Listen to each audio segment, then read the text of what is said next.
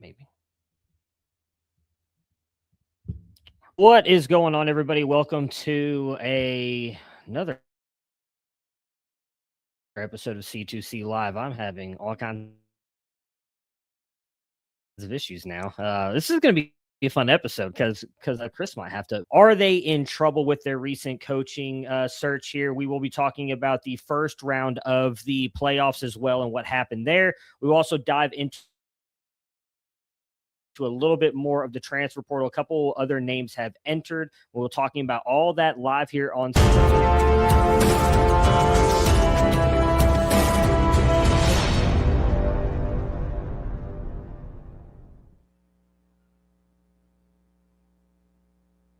Chris, let's dive into the Michigan head coaching search. Obviously, there was a lot of people who were hoping it was going to be Kenny Dillingham. And in all honesty, it kind of looked like it might have been heading that way with the fact that he was not getting any kind of extension or anything. That has now happened. He has gotten his contract extension. As soon as he gets it, he's out there asking for $20 million checks to be written to Arizona State to help them become a contender in the Big 12. But focusing on the Michigan side of things, where do you see this search going, and what are your kind of thoughts right now on everything that's going on with the Wolverines?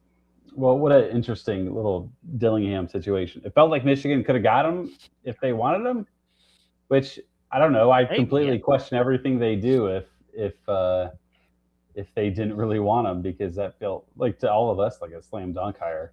But I'll get to the Michigan part in a second. But dude, you're at Arizona State. I love you, Dillingham, but like, what kind of alumni do you think are at Arizona State that's going to help you out? Like, it takes a special type of alumni group to like donate big money, and I just don't know if Arizona State's going to ever have that.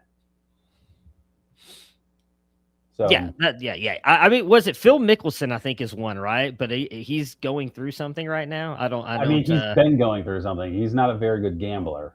Okay, gotcha. I don't pay attention to golf. I have no idea what's going on.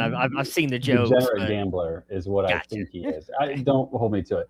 On the Michigan side, I mean, while you're talking Michigan real quick, I'm going to look up the most wealthy Arizona State alumni here. We'll have that discussion here in a second. Barry Bonds, but I can't imagine. Really? I mean, well, he went there, but I can't imagine he's the most wealthy, considering he didn't play in like the 2010s when like the salary started to balloon. But anyways.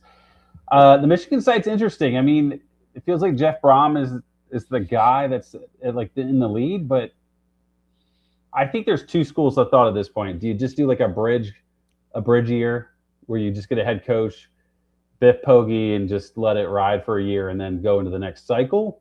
Yeah. Because you've already missed out on all the best names. Or do you go with who you think is the best option available? And if it's an underwhelming hire, it's an underwhelming hire. I think Brom is probably the best name there. But besides that, it's a very interesting group of like, I saw some article that was like showing like really kind of like reaches in terms of options and coaching. And one of them was Tony Elliott, the Virginia guy, and a couple other like similar type names where I'm like, dude, if you go that route, like, why wouldn't you just hire a random dude for a year and then just restart it in a year? Let me ask you, Matt, is there a guy that you think is worthy of like being a guy, like being the hire for 4 years? Or do you think they should lean towards the bridge year that I suggested? I mean, I think the bridge year at this point makes sense unless they can go get the guy that I thought really kind of checked all the boxes when we had this discussion with Austin the night of like all the Sharon Moore stuff breaking, and we were kind of like gathering information, kind of doing our best to think of what we would do. And I really think if they could do it, Todd Monken. I don't know if he would leave the NFL to come back to college football, but we kind of talked about it on there, got his start in the Michigan area, I believe at Felix's alma mater, Grand Valley. Obviously had the last time he was in college football, that Georgia offense was incredible. And that's kind of something we had talked about, as a, you are a Michigan Wolverines fan. I'm just a fan of college football. I don't like affiliate with any team necessarily in college football, but I think it would be a good thing to see the Wolverines have a fun offense, specifically because of Bryce Underwood, who I think has a chance to be arguably the best, if not one of the best quarterbacks in all of college football. So I would love to see them move to a more offensive friendly system. And I think obviously Monken would bring that. Outside of him, I mean, I just don't know that. Look, I like Braum, but does he really raise the bar for Michigan? I mean, I understand that he had like some good years with Purdue, but like in my opinion, while I think he's done great from a fantasy side of things with like wide receivers and quarterbacks, I feel like Louisville's kind of like underperformed what they thought they were getting with him. So like now you're going to, I don't think it's unfair to say, a bigger step up from a program like Louisville to Michigan, which is expected to compete in the Big Ten, be in the playoffs, competing for national champions, and you want Jeff Brom to raise it. I don't know that I see that because, again, from everything I've heard, Louisville's got a pretty good NIL program as well. Like they're committed to having that team be something, and he's not able to raise that bar. I think taking that step up to Michigan's a pretty big step for a guy like that. Yeah, I think it'd be fine, and anything could happen. He could be great. He could be awful. It wouldn't surprise me, but like that just doesn't feel like the type of hire that they should be making.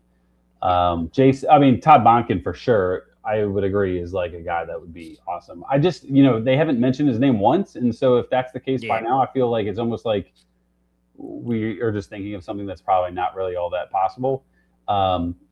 There's Jason Eck, the New Mexico coach, is like been floated around as an idea. I don't know how closely I don't know if like Pete Nakos is talking about it, but like other people that are like kind of smart, but that just feels like a leap. Like that's a pretty big leap to go from New Mexico to Michigan. And as good of a coach that I think he is, I think he's done a great job at New Mexico in that short time there. But like, I don't know, that just screams like a bit of a leap there. Like Brady Hoke went from San Diego State as a great coach at San Diego State to Michigan, and look how that worked out. Like, I don't know if they're apples to apples, but like, I don't know. It just feels like when you're Michigan, it just feels like there should be more. And that's not some entitled, like Notre Dame type comment. I'm not like, I've always said like Dillingham would shock me one bit if he stayed. Like he do whatever he wants. Like he's that good of a coach. So I don't think Michigan's entitled to whoever's on the table. But like, I don't know. It almost just feels like you just, at this point, just find a guy that'll keep the roster intact as much as possible. And you just do it for a year and then you get the next big name. I guess a question for you would be, is Bryce Underwood enough of like a big potential stud for you that you base your coaching hire off of him? I mean, is he not the biggest get Michigan's probably ever had in their program history? Number one, I'm almost positive Underwood was number one in his class. I know he was a 5-star quarterback. I'd imagine that's at least from an offensive piece for the past couple of years that I can remember, the best piece they've gotten. I mean, I do think the talent is there. I am part of the recruiting team here at Campus to Canton. I believe Austin is the same as me, and we both had him graded as our highest ever quarterback since, doing this. So 5 years in, I think he's got phenomenal talent. And I do think that, like, I mean, I don't know that you're going to him to ask who they should hire as a coach, right? Which I'm not saying is what you're asking, but I do think that if they lean to like the offensive side of things to kind of help him, I think it would be a very good thing. I mean, Sharon Moore was the offensive coordinator for Harbaugh, wasn't he? And I mean, I don't feel like that it changed at all. Like they seem to really just be led by run game defense. It seemed to, the more and more the stuff comes out, the more and more it looks like Chip Lindsey was just like a guy that just had the title and had literally nothing to do with the offense, which I'm not surprised considering the lack of tight end stuff that they did this year. Because he had a lot of good success with UNC tight ends, and Michigan had relevant-ish tight ends for college football and did nothing. So, yeah, I think Sharon Moore, I don't know if he was focused on the offense at the end of the year, but he was focused on it at least part of the year. He's focusing on that. Never mind. We're gonna skip those jokes. Udo Moss in the chat asked, which I don't know, and I don't know if you know the answer to this. So Jedfish was one of the coaches a lot of people were talking about. Then it was something that got him pulled off the table or something. I don't know what it was. Do you happen to know any of the information on why he was kind of like removed from the coaching search? I don't. I just remember it just felt like he was potentially a name out there, and then he just wasn't. Yeah. I don't know if there was something specifically that called it out, but it just all of a sudden it felt like he was off the table. Yeah, there's rumors that is something like he didn't I don't know. I guess the easiest way to put it is to pass the sniff test or something like that. There was something that happened in some form or fashion off the field that I guess he didn't pass being I guess maybe a Michigan man. Not really sure. But I would, I do think that would have been a good hire because again, I think Jeff Fish with what he's been able to do offensively for the past couple of years, even from Arizona going up to Washington. Washington really hasn't skipped a beat. I forgot who their quarterback was last year, but I mean, Damon Williams, I thought was fairly good this year. Yeah. Will Rogers. I mean, that was a college quarterback we've ever seen one. Yeah. So you think Michigan liked him and then something happened that took him off the table? Or do you think Fish was like not really ever interested? Or do you think it was mutual or what? It kind of leans like you think that he just was not, he didn't pass the test for Michigan and Michigan ruled him out. I'm almost positive what I saw was the rumor was something he was removed consideration due to lingering ties to the previous Harbaugh staff is what was said. So that's what it was. So I guess in a way kind of makes sense because obviously they did that with Sharon Moore. And granted, I mean, realistically, that has nothing to do with Harbaugh. That's just kind of, someone it just isn't the same name. People are just going to easily go to it. But if that's the case, then Biff Poggi should be out completely because he was associate head coach for 3 years in like peak Harbaugh era. Yeah. I mean, at this point, I think I don't disagree with what you said on them probably just going the interim route or having a guy for a year, that bridge route, because again, obviously if they do that, it's just, hey, let's just do everything we can to keep our heads above water here. And then when the season ends, you have hopefully your chance, and you're probably talking behind the scenes with different coaches to see who they can get. I mean, I know another big name that everybody's been floating recently is Eli Drinkowitz, which I don't know that would be a great hire for them either. I mean, I think he's an okay coach. I mean, I guess they could pay his buyout since they don't have to pay Sharon Moore's to like get him out of Missouri, but he did just get a raise because of all the other jobs that were taken. Yeah. So I don't know that that's a great hire either. I do like Drink. Like, I think he's a good coach, but I don't know that would be, I mean, as you, all of you CFF guys have pointed out, does great things with running backs. So maybe that'd be a good thing for Michigan because they seem to love that run game. It feels like this is what I get for making fun of Penn State for what happened with the Matt Campbell hire, about how they like kind of backed into an option that was like just as good as what they had in James Franklin. It does feel like I'm getting what I made fun of. So, we'll see. I think this has been an uninspiring search. It feels like bad luck with DeBoer. Like DeBoer needed things to happen for him to like hate his current place to then want to leave. Didn't happen because they won, and then Dillingham, it just feels like they just screwed the pooch. Like so we'll see. I mean, I don't know. At this point, nothing's changing. It's just a matter of like, I mean, do they go like Kyle Whittingham? Like, I don't know. All the names are uninspiring. A lot of decent to good names, but nothing that's like going to make you really feel that excited about it. Do you think that that Whittingham would go Michigan after retiring from Utah? Well, he says that he's still like, he kind of just left the door open. Like he's still going to potentially coach if he wants to.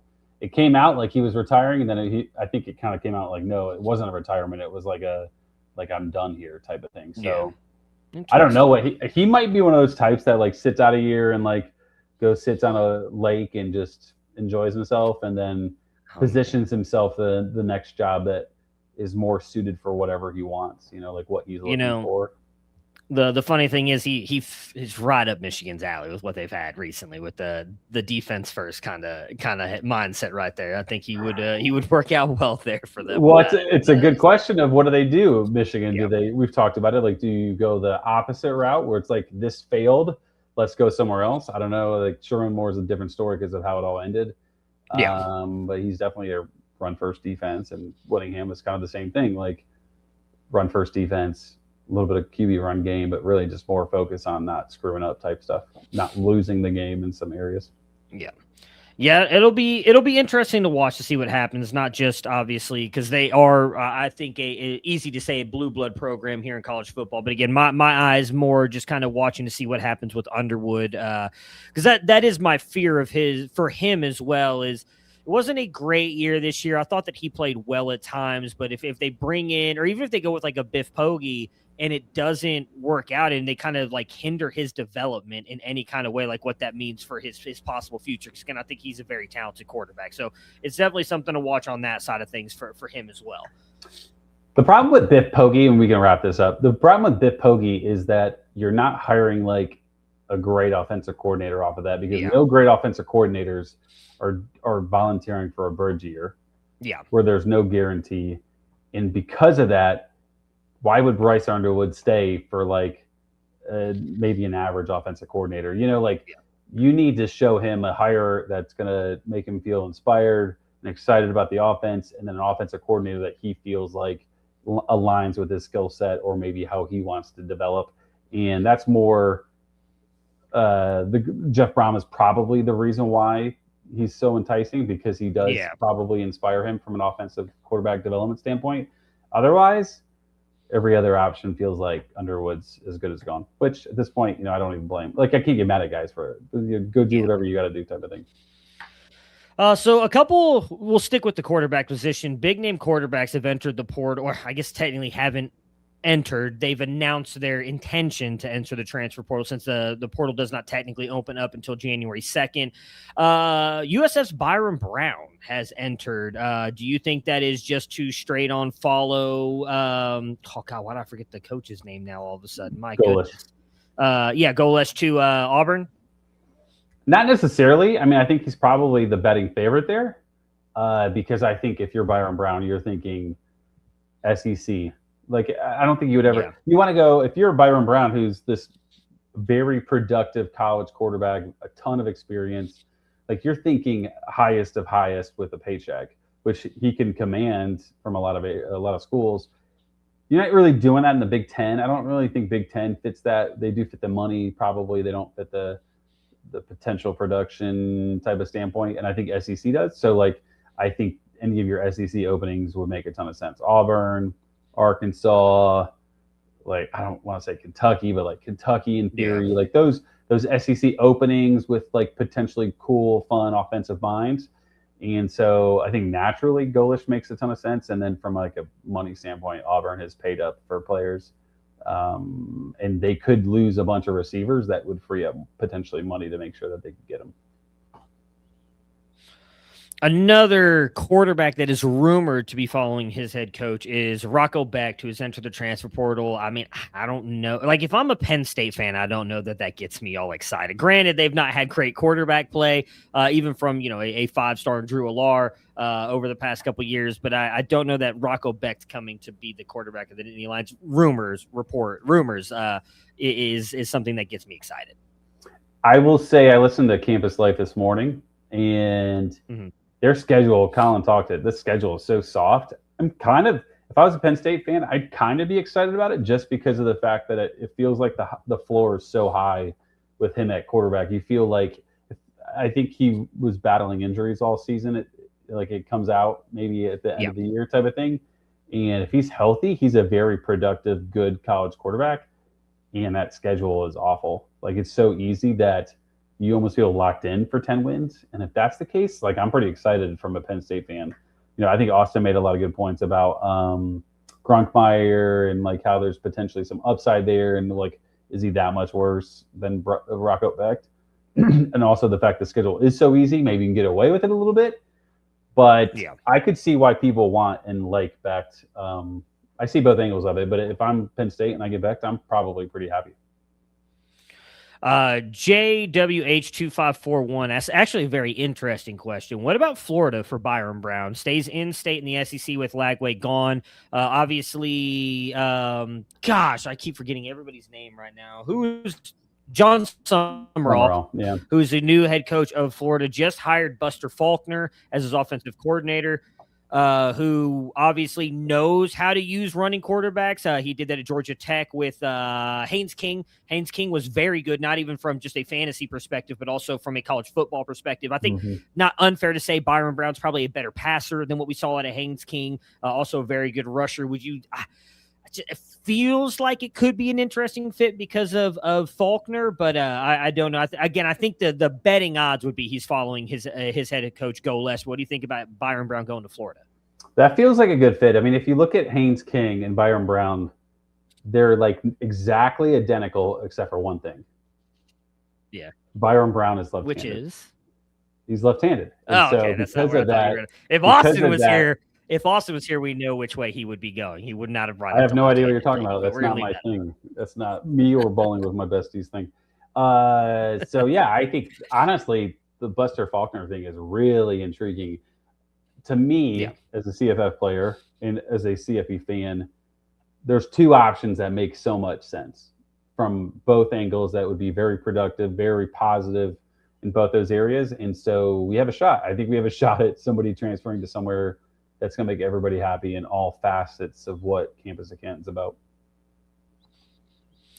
Another interesting quarterback who had a really good year last year, down season this year, TCU's Josh Hoover. He's actually from the Texas area. I don't know that there's a school, at least in my mind, that he fits really well in moving on here from TCU. He's not losing his head coach or anything. They're maybe if Riley had stayed at Clemson, could be a guy going in there to replace Cade Klubnik. But your thoughts on Josh Hoover?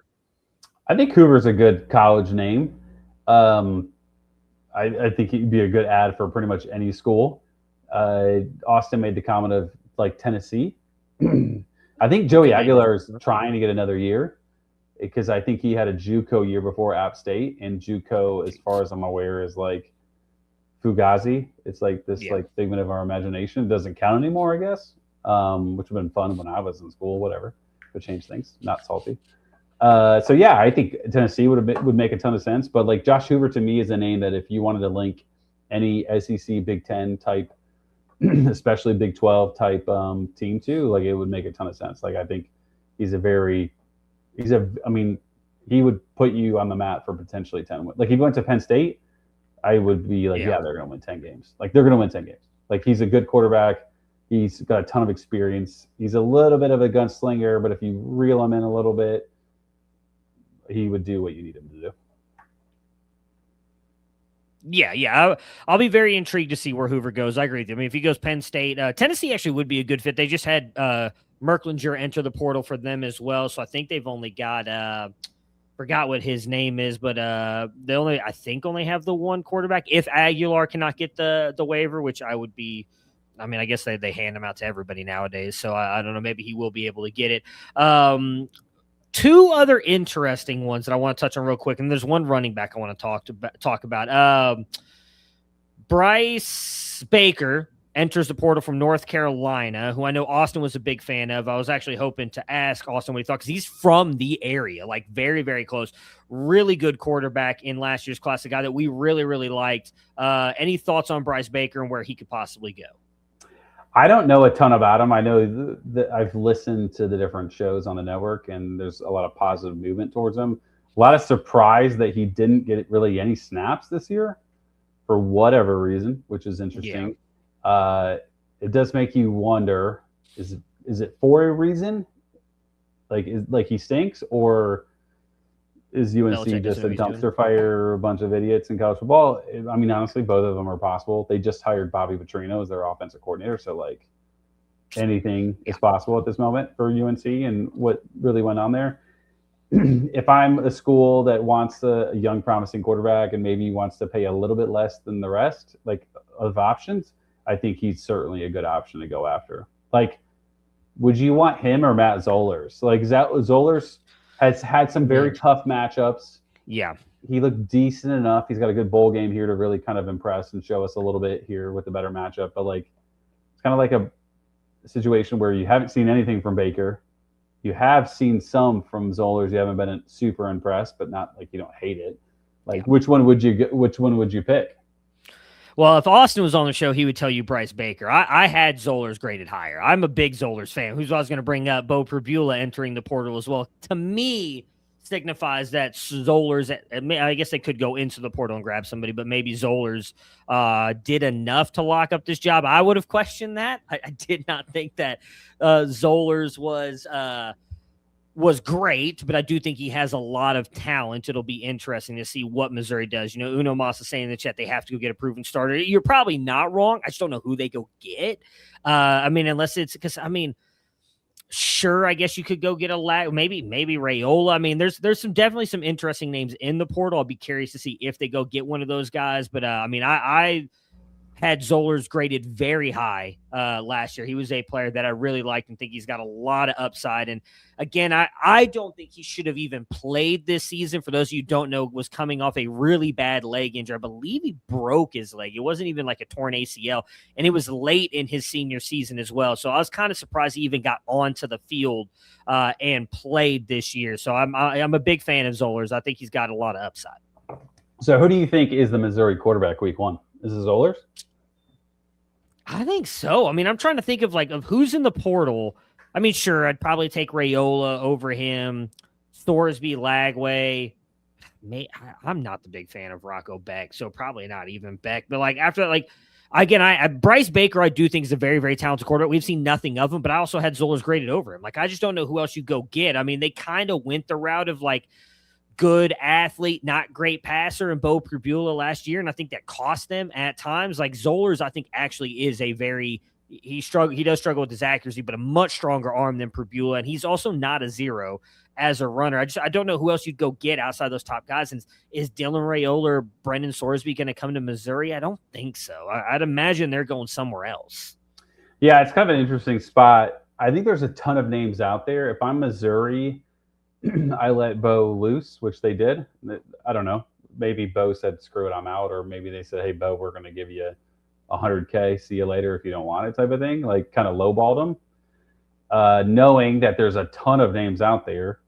See what they can get. Worst case, they land on Zollers. If I'm Missouri, though, I don't know. In this day and age, I want to try to win now. And I need a little bit more proven than Zollers. Not to say that Zollers can't be a better quarterback than a lot of the guys out there, but it'd be hard for me if I'm Missouri in the SEC to roll out Zollers as my guy with what we've seen. They'd have to really be encouraged by offensive, by practice stuff, for them to just be very complacent with that to me. But who knows? I mean, he was a highly regarded quarterback in high school, and yeah. Maybe they decide, hey, maybe we just invest elsewhere. Maybe we invest on the defensive line, like Texas Tech, or maybe they go out and get receivers. Their receiver room is insanely thin with all the portal guys that have happened, insanely thin. So they're going to need to spend some money there. So maybe they say, hey, look, we got Hardy. We like enough of what we have with Zollers. Let's go pay $2 million, get 2 stud receivers, and see what happens. Hollywood Smothers, running back, entered the portal. That one surprised me a little bit. Any thoughts on him? Great running back. I think he's an awesome option to choose from. Interested to see where he goes. I mean, he was a big play threat to start the year, got dinged up a little bit, and then his second half of the season just fell off a cliff. Dwight did a early 3-round CFF mock, and I took Smothers in the 3rd round, I think. I think his talent is there, and in college football, he's going to be a CFF asset no matter where he goes. I was a little bit concerned about maybe volume and how much he could handle in terms of percentage of rushing share and stuff like that. But he proved everybody wrong the first half of the season until he got injured. And so, yeah, I think he's a big play threat waiting to happen, and anybody that gets him is going to see an offensive uptick for sure. There's 2 more players real quick, which I forgot. Jace Brown entered the transfer portal, which is interesting to me because I thought he had an okay season, had the ability to go to the NFL. And my fear is didn't get good draft grades back or reports back on what his draft grade would be. He enters the portal. He is from the Florida area. I wonder if he would try and go to maybe a Florida or Miami. Miami is, losing. Who are they losing? I mean, obviously, I'm thinking of who am I thinking of? Are you talking about Miami or Florida? Miami. Florida's loaded at wide receiver. DJ Daniels got to be gone. Keelan Marion's got to be gone. Yeah, there we go. Tony's obviously back if he wants to be back. So they have a very thinned out group, plus a bunch of random names like JoJo Trader. That what do you really know about those types? Yeah. What about like Jace Brown, who's got a great or maybe has just a ton of experience taking random receivers and throwing them in the SEC. What about Lane Kiffin at LSU? They're going to have a really kind of thinned out receiver room. Yeah. When you think about Ole Miss, he took Stribling from Oklahoma State, he took Wallace from Penn State.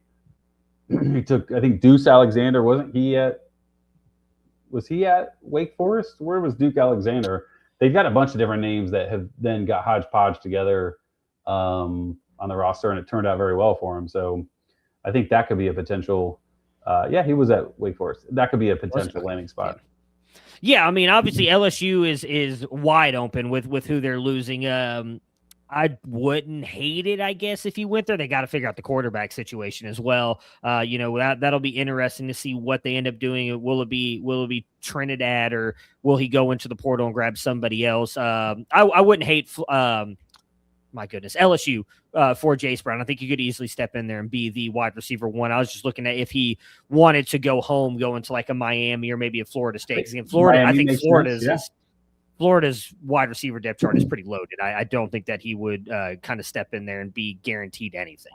If he's not going to the draft, by the way, this is Felix's guy.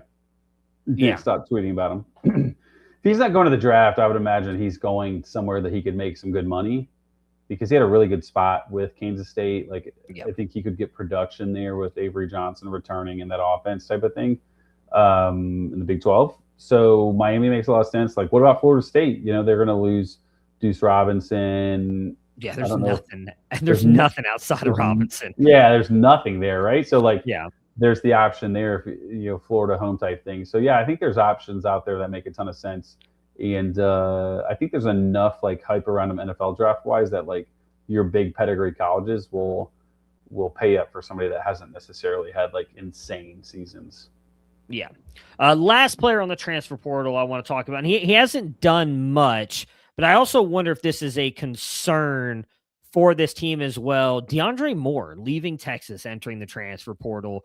They have not or are not bringing in much in this year's class, if I'm remembering correctly, from the wide receiver position. Last year's players didn't really do much. It kind of seems like Texas might be a little bit of a sinking ship. Now, I do know that Moore is from California. I want to say he played at St. John. I can't remember which one. He played at one of the top schools, though, in California. I would be curious to see if maybe he goes back. I don't know if he'd be going to St. John Bosco. I'm pretty sure. St. John Bosco. If he'll go back, I doubt he could go to a USC, but does he go back home, try and get on UCLA or something like that? But any thoughts on Moore, and then possibly what this could mean for Texas losing a guy like that? I think Moore is an interesting name, maybe a lower tier P4. And I'm not talking Purdue. I'm thinking maybe more like an SMU type, where it's not the same level as Texas, and Texas is so high up there, you could go down a level to an extent, and it's still a very good, reputable type. SMU is a team that needs a receiver, so who knows? But it is interesting to see what they do. Plus, interesting to see what Texas does, because I guess they still have Wingo, and then they got White Chocolate. I don't know who else they have besides that, or they got a bunch of freshmen from the past class. Anybody new that's a really exciting guy that could break the. No, I mean, realistically, if we at least I know me, Austin, and most of us here kind of, oh gosh, what's the word here I'm looking for? Kind of subscribe to the year 1-0 theory, and I believe both of those finishes year 1-0s, both their freshman Khalil Lockett and Jamie French. Yeah, Jamie French. Yeah, both of them. And I mean, we had kind of really liked Lockett. But neither one of them really seemed to get on the field. Matter of fact, I think Dalen McCutcheon at times was getting on the field more than him. He was kind of like the third guy in that class. Both both Lockett and French were close to 5 stars, and McCutcheon was a little bit lower than that. I think he was arguably more productive. So I don't know what Texas is going to do. I just think it's interesting that they couldn't keep a guy like Moore. Maybe he's just asking for more money they wanted to give him. I don't know, but I don't know that wide receiver room inspires a lot of confidence in the way that Arch played last year. I don't know that you want to be giving away pieces of your offense. They already lost Baxter as well and Jarrett Gibson out of the backfield. So it's just interesting to me that, Sark in Texas, a school that I myself at least thought was going to be competing for a national championship this year, did as poor as they did and then are losing so many pieces. Yeah. you do wonder. Unamas in the chat says, "Who replaces Lemon and Lane?" Maybe this is a cheaper way for USC to replace one of those guys. Like I feel like I've seen enough of DeAndre Moore to be like, you know what, he could be a very good college receiver. Yeah. And you know, if you're in the right system, you could pretty much do anything, right? Like Mekhi Lemon, Jacoby Lane are both like NFL prospects, like for sure. Lemon first rounder, Lane, I don't know, his size makes him kind of interesting from a high round standpoint. But DeAndre Moore doesn't have to be that, but that doesn't mean that USC's gonna like not want him type of thing, right? So maybe they look at him as a way to keep bolstering the receiver group that's like really thin. I mean, before the year it was just Lane and Lemon and nobody, right? And I don't think anybody has been all that inspiring. Like if Jade Richardson is the receiver one, like, are you really that excited? Like, I think I'd be terrified if I was USC. No offense to him, but like, that's not really the pedigree of what USC has had. So maybe a place like USC makes sense. Yeah, I mean, look, they are bringing in at least some intriguing names in the recruiting class, but I don't know that you want to trust like any of these true freshmen to kind of step up and be the one for you, especially with the fact that they are bringing Jaden Maiava back, and I understand that, you know, like USC started to win more at the end of the year, but I still think Lane Kiffin, I don't know why I said Lane Kiffin, my goodness, Lincoln Riley's seat is still fairly hot. I thought that he might get fired after this year, but they were able to kind of turn it around. I think Nick Marsh is probably would be my betting favorite for USC to go after. I would consider him probably the top wide receiver in the portal currently. And if they really want to go get a guy who's looking to kind of go to a place to compete and kind of improve that draft stock, I think Nick Marsh is probably the top name on there.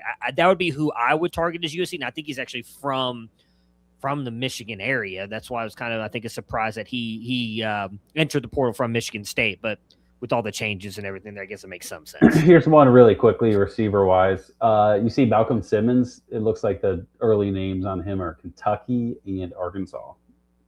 Interesting. It feels like weird fits, but I get it. Like Kentucky will sign, SEC still. Yeah. Arkansas does feel like kind of a wasteland of random receivers that go there, and it's still in the SEC. Right? I think there's a lot of people that I think some guys just want to stay in the SEC, which I get. Yeah. You know, that's the best place to play college football from a skill position standpoint, at least. So interesting when I saw that. Wasn't surprised by it, but I don't know, maybe his skill talent is a little bit higher than those that have played at those two schools recently. Yeah, I mean, Kentucky, I think he'd easily step in and be the number one. So like I think it just kind of depends on what happens with Stein, right? I mean, I think I think Stein is a great offensive play caller, did really good things there at Oregon. I think it'll be interesting him going to Kentucky. I don't know that Cutter Boley is the guy that he needs, but then again, none of us, well, that's not true. I did say at one point in time I thought Bo Nix would end up being a first-round pick. I don't think any of us expected it really for him, or even Dylan Gabriel, who, again, I mean, granted, it was the Cleveland Browns, which is a dumpster fire of an organization, if I do say so myself, that drafted him in the third round. But I don't think anybody had him predict as like a third-round pick. So he's done great things with those quarterbacks. Yeah, that'll be interesting to see where he goes with quarterback for sure. Like, what does he actually do? Because I think a lot of people think he's a very smart offensive mind. So what are those key decisions he's making? It'll be interesting. Yeah. You want to break down the playoffs real quick? First round? Let's do it. My kid stopped screaming, so all right. All right, so the first game was was by far the best game of the first round of the playoffs. That was Alabama versus Oklahoma on Friday night. Alabama ends up winning the game 34-24, which I don't think anybody was expecting after like the first quarter and a half where it was 17-0. And I don't think, what was the final? Was it 17? Yeah, it was 17-0. Then Alabama scored almost 30-something unanswered points. I know Oklahoma finally scored a touchdown in the fourth quarter, but it was not at all what I was expecting. Let's talk about from the Oklahoma side first, because Alabama won the game, so we'll save them second. Oklahoma's defense, I think, was good to a point, and I've seen a lot of people talking about maybe they were frauds. I don't know if it was because of their defense letting up, or was it really just because, I'm just going to be honest, John Mateer was pretty bad in this game. There were so many times that he was doing these just I find it hard to criticize athletes who are. He's probably a much better athlete than I am. I will never be able to Probably. throw. Yeah, I consider myself a really good athlete, Chris K. All Maybe right. 10 years ago, Matt. Come on. Hey, Come 10 on. years We're ago, both in the same boat. in my prime, though. That's what I'm talking about. I always think I'm in my prime, no matter what, no matter how much it hurts just to get up in the morning. Yeah, okay, fine. Right now, well, that's how I can caveat it. Right now, John Mateer is a better athlete than me. 10 years ago, it'd have been a pretty interesting contest. The fact that he does these, in my opinion, just ridiculously dumb jump throws. He doesn't plant his feet. Sometimes he just makes these ridiculous throws. I think that's honestly what cost them more than Oklahoma's defense.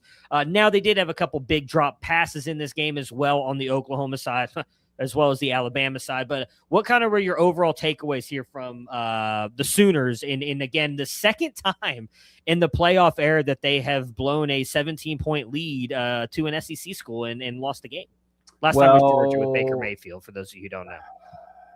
Well, they had that. I think OU defense played really pretty great.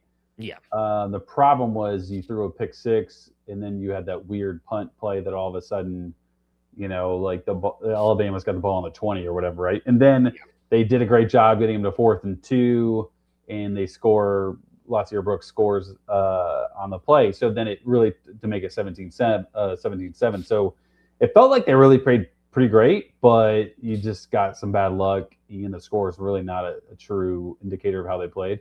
Mateer, like you kind of said, it's like he's watched a lot of Baker Mayfield, and it's like trying to be Baker Mayfield, and he's not at all. Yeah.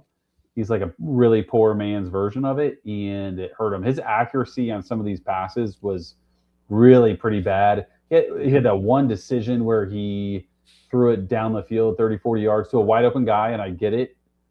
It's easy to say in hindsight, but he also could have just ran it for 15 yards without being touched and gotten the first down.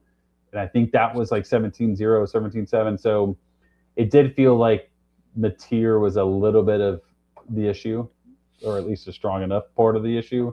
What about the run game?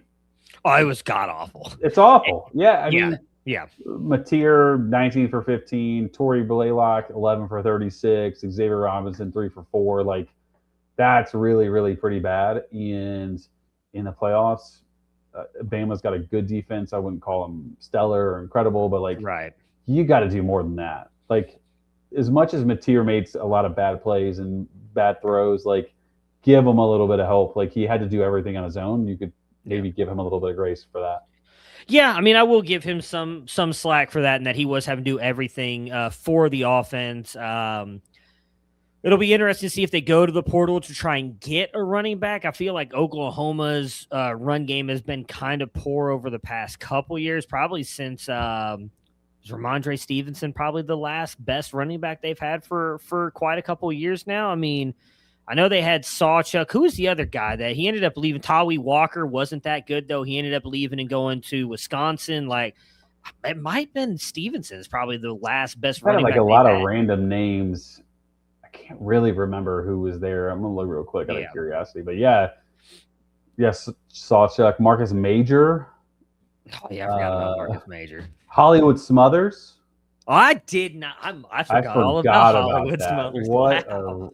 Maybe he's coming back home. He's from Charlotte. To help improve. Well, I mean, back to the Sooners, help improve that run game. Yeah, it was not a great day for Oklahoma. I did predict Alabama. I think both of us actually predicted Alabama to win that game. But again, when you're up 17-0, I think you just got to figure out a way to close that out. Do you think Oklahoma goes into next year with Mateer at their quarterback, or do you think they try and go somewhere else? I think they have to, yeah. I think there's enough confidence in him. I think he's done enough. That hand injury probably was more impactful than we realized.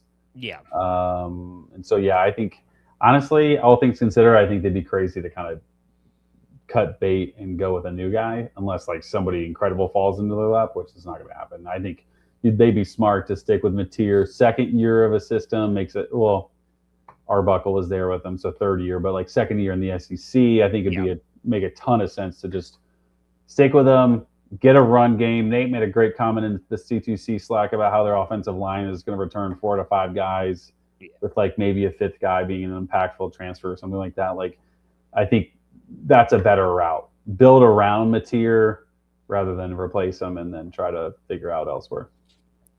Well, speaking of quarterbacks that I thought were subpar, actually, I think Simpson was worse than Mateer, if you want me to be honest. Only 232 yards. He does get the 2 touchdowns. I kept seeing everybody talking about he was making NFL throw after NFL throw in that game. I wasn't seeing it. Now, granted, that he did end up, doing enough to help them win the game, but I think you could argue very much like Oklahoma, just a very poor run game that's not doing much for them. I think it was mostly true freshman Lotsier Brooks that did a lot for this team. He got both of the touchdowns. Was a player that we expected to be really good for Alabama, ended up having a massive, massive game for them in the first round of the playoffs.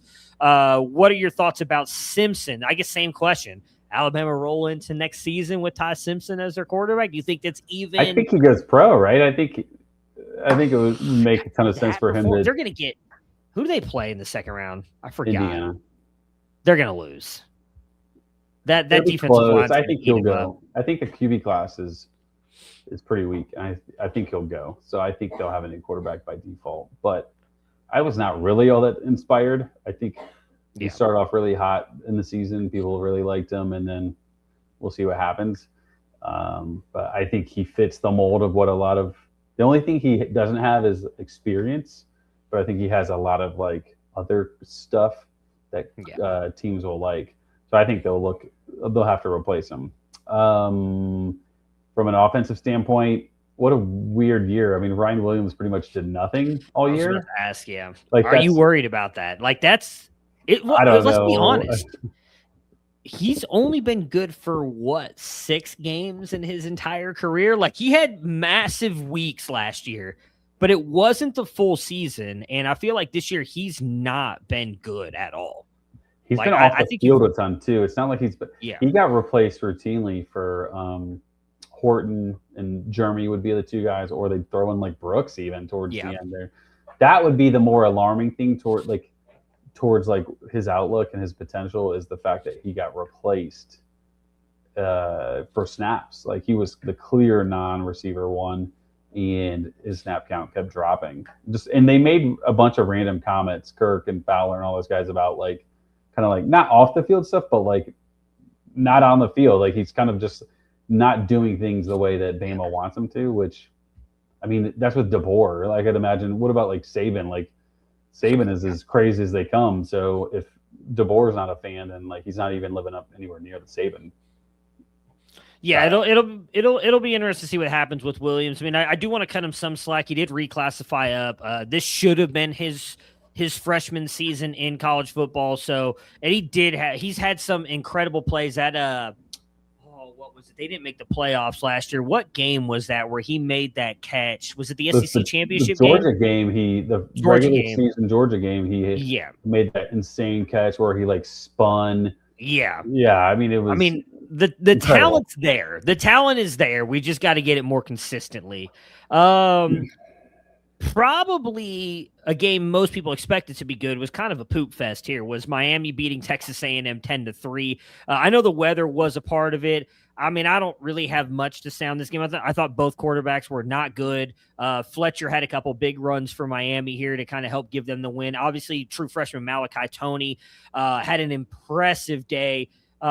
Think he should have slid and stayed in bounds on that catch instead of going and scoring the touchdown. Texas A&M almost made him pay for it, but I get it. You're a true freshman. You've got a chance to score a big touchdown in a playoff game. I think it's hard to kind of contextualize that in the moment, but I mean, they had one timeout. There was like a minute left in the game. You go down after getting the first down. That's game. I think in a vacuum, that is the wrong play. You got to slide.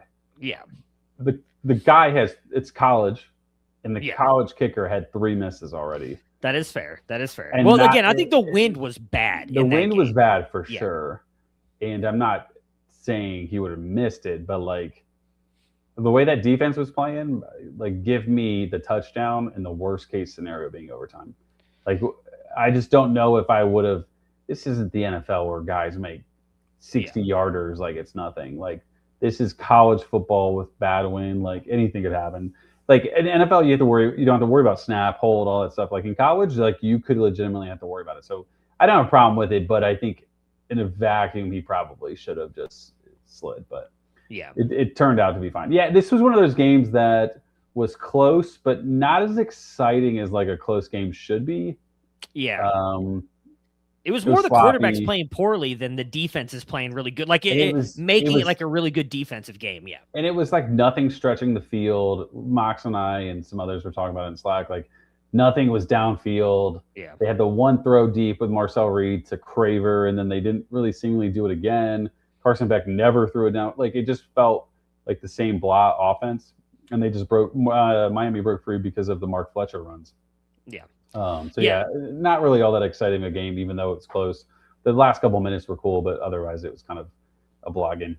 Yeah, that final drive, which I mean, if I'm a Texas A&M fan, I was watching that with an Aggies fan, and I was saying the red zone play calling was just absolutely atrocious to me on that final drive. Why you didn't even just attempt?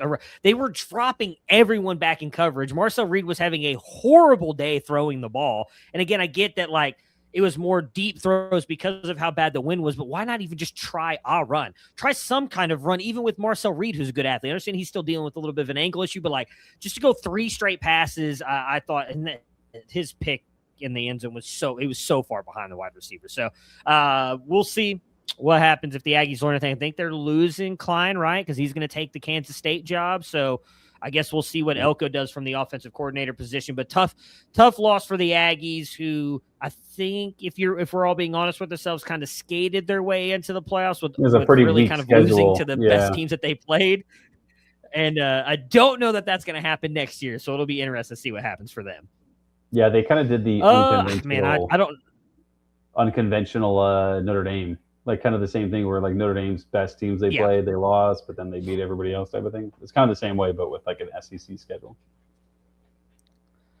So I don't know if there's much to talk about in this game for Ole Miss. I mean, they just rolled Tulane. John Summerall, talked about this, just bigger, stronger, faster players is what it is. I don't think any of us expected it to be that, because I actually think, well, we predicted this one was going to be closer than the JMU game, and then Dante Moore decided to throw a bunch of picks to let JMU get back into that one against Oregon. I guess the main thing is, and I actually don't know, I haven't seen anything, is the main concern I would have if I'm an Ole Miss fan is Trinidad got banged up in this one. I don't know if he's going to. I think it was a concussion, though. I think so he came back, so I think he'll be fine. Yeah, I think the concern is Kevon Lacey.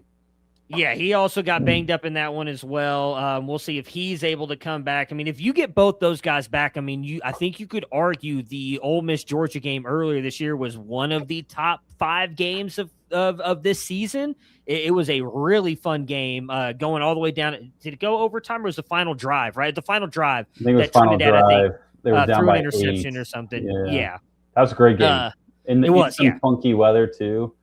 Yeah, I hope that Lacey's healthy. I don't know, left shoulder. Yeah. He came back. You could tell he was favoring it. He went out. He came back. He went out again. Luckily, they have like 12 days, something like that, in between games, so that's helpful. I think it's 11, but yeah, right around there. It's almost 2 weeks. Yeah, more than your usual, which is nice. Yeah. And so we'll see. But I don't know. I would definitely want Lacey for sure. Yeah, Logan Diggs looked like he kind of had a little bit of juice in those runs that he had. I'm not gonna lie. And I'm not saying he's going to replace Lacey like it's nothing, but running back is a position you can replace. Yeah. Unfortunately, like it's a replacement level guy against Georgia. This is the hard part. Not like it's Tulane. It's a little bit different when you're facing Georgia's defense. But Chambliss is the big guy there. As long as he's healthy, I think they have a real shot. They can kind of patchwork some stuff at running back / maybe make Chambliss more of a runner. But if Chambliss is healthy, then they have a legitimate shot at winning. Yeah, that would be my as much as I love Keyone Lacey. I'm a massive fan of that kid. I think you could probably cover that up more than putting on Austin Simmons. Did not look good.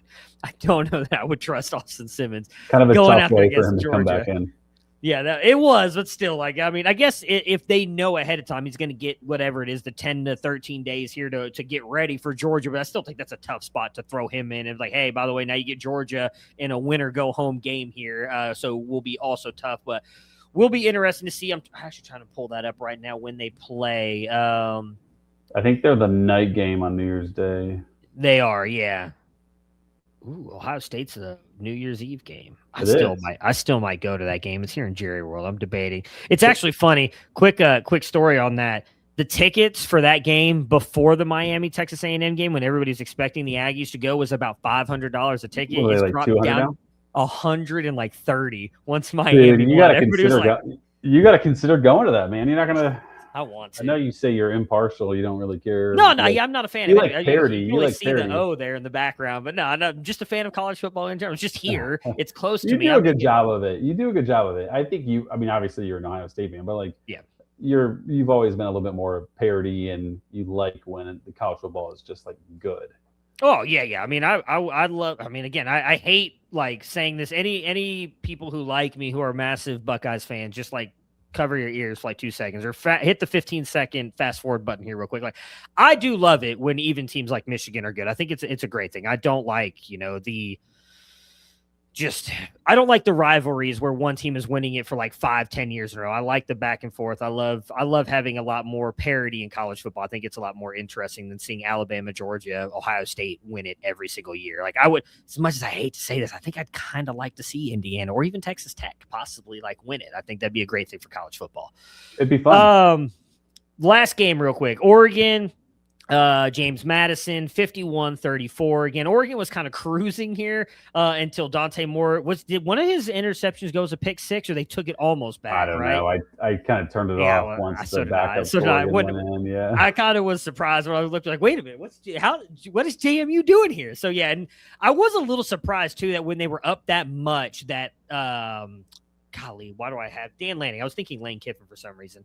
That Dan Lanning left Dante Moore in the game too and didn't just pull him out. But it was good to see DeCorian Moore back. He only had the one catch, but he was out there. There are reports now that Evan Stewart will be back this week as well, which they will need. I think that game to me is probably the most exciting because I think Texas Tech's defensive line could be able to get after Dante Moore, like what that will actually look like. I mean, I think all the matchups are. You got that one. Was it Oregon, Texas Tech is an early game? Let me pull back. It is. Yeah, it's the noon. Then Alabama, Indiana is the midday, and then we just talked about Georgia, Ole Miss. Actually, I think all four. I'm hoping that Ohio State Miami is not a good game for my heart. But those other three could be really, really intriguing games. But we'll see. I mean, Oregon right now is favored 1.5. I was not expecting it to be that close. What did you think it was going to be? I honestly thought Texas Tech would be favored, maybe like 2. I guess I guess I get it from Oregon's perspective. Maybe they're this. I don't know. Is it because they're the sexiest name? Why isn't there a spread for Alabama, Indiana right now? I thought it was like 6.5 or 7. They don't have it on here anymore. No. Yeah, I was surprised too when I saw Oregon was the favorite. I would have said Texas Tech would be the favorite by less than a field goal, but I think there's a little bit of Oregon going into it was the 5th highest, or I think they were actually tied for 4th most likely to win the championship for betting odds. They got like the tune-up game, but I think there's a little bit of value in the fact that Texas Tech, Oregon got to play and Texas Tech's been sitting around. Obviously Oregon had to win the game, but still, I think that is a little bit of a benefit for them. And I think people have been down on Texas Tech the entire season, so I'm not surprised. They have shortchanged them in terms of odds the entire season. So they do have it up. My bad. It's Indiana's favored by 7, and then in the other game, Georgia's favored by 6.5. Ohio State by 9.5. But yeah, I mean, I'll be curious to see what Oregon does. I mean, again, they could get Evan Stewart back. I think that DeCorian Moore is probably the more important one, that he's even more full speed because he was on the field, but he really didn't do anything. So him being even more full speed, I think, is way more important than Evan Stewart. But I think both of them impactful. Yeah. Oh, yeah. I mean, DeCorian Moore. I mean, Evan Stewart has not touched the field all year, I think, since he got injured spring, right? Was it spring camp? So, I mean, he's spring, summer, something like that. He's been out all season. Again, I just think it's going to be interesting. Indiana really kind of slowed them down with that defensive front, and I do think you could argue Texas Tech is better, or at least close to that. So, I'll be very curious to see what that looks like for Oregon. That's why, to me, it was kind of surprising that they were favored. Again, 1.5 is it. I don't know that that's that really big of a number there, but definitely going to be an interesting game. All of them, obviously, neutral game sites as well. Because it's in that next round. Where are they playing at? Orange Bowl. So there, what's Orange Bowl? Florida, Miami. And you got the Rose Bowl, Alabama, Indiana, and California. All-State Sugar Bowl. That's Louisiana. That's New Orleans. Yeah, that's the typical SEC, which is interesting because you get 2 SEC this year. Yeah. And then obviously Cotton Bowl here in Texas, Ohio State, Miami. You want to pick them real quick? We can do that next week. We'll do a show. Maybe we'll do a show. Oh, well, wait. It's New Year's Eve. I don't know. Wait, is Wednesday New Year's Eve? No, Tuesday is the 30th, so we're good. We could run it back on Tuesday again. I guess so, yeah. I was going to say, well, I was 31st. Maybe make Austin do something for once. The dude's been sitting out a lot of shows. So I'll go to the game. Seeing family way too much. It's unacceptable. Man, I don't know what this guy is. It's like, it's not like we got a company to run over here, brother. Anyways, for those of you who have joined us all year, we appreciate it. Love all of you who have supported us, not just in the Slack. I'm sorry, not the Slack, the Discord, but at the website. Everybody who's jumped in the shows here and in the comments talking to Chris, Austin, and myself. I hope that you all have a Merry Christmas and a Happy Holidays, and that Santa brings you everything that you are asking for. Chris, any final thoughts before we get out of here? No, I wish these CFP games were sooner, but yeah, thanks everybody for tuning in, commenting, et cetera, and more fun things to happen in the off season when there's lots of just random stuff we get to talk about, and yeah. It'll be fun. It'll be a fun off season. Yep. All right. So everyone have yourselves a Merry Christmas, Happy Holidays, and we will talk to you guys again next week.